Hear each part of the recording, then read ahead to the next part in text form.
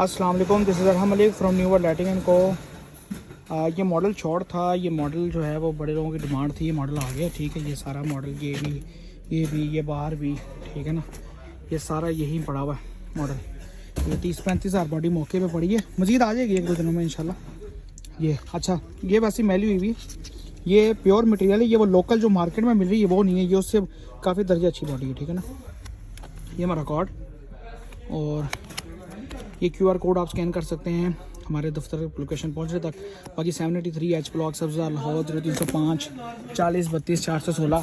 ये ready on piece warranty के अंदर भी पड़ा है, ठीक है। ये आपको वारंटी में भी मिल जाएगा माल, जितना आपको चाहिए होगा। अगर आपको ये रेडी चाहिए आप रेडी ले लें, ये भी पड़ा है, बाहर भी पड़ा है, जितना माल चाहिए होगा आपको मिल जाएगा। रेडी भी 25-30 हज़ार पीस मौके पे मिल जाएगा, ये नहीं कि आर्डर दें तो बाद में, ठीक है। इसके अलावा एल्युमिनियम के अंदर एक 2.5 इंच में मॉडल पड़ा हुआ है, ये वाला। ये किसी को चाहिए हो प्योर चाइना के अंदर, ठीक है। इसमें फाइबर चिप भी लग जाएगी, चिप ड्राइवर भी लग जाएगा, DOB भी लग जाएगी, ठीक है। और इसके अलावा वाम के अंदर भी हमारे पास ये अवेलेबल है मॉडल, ठीक है ना।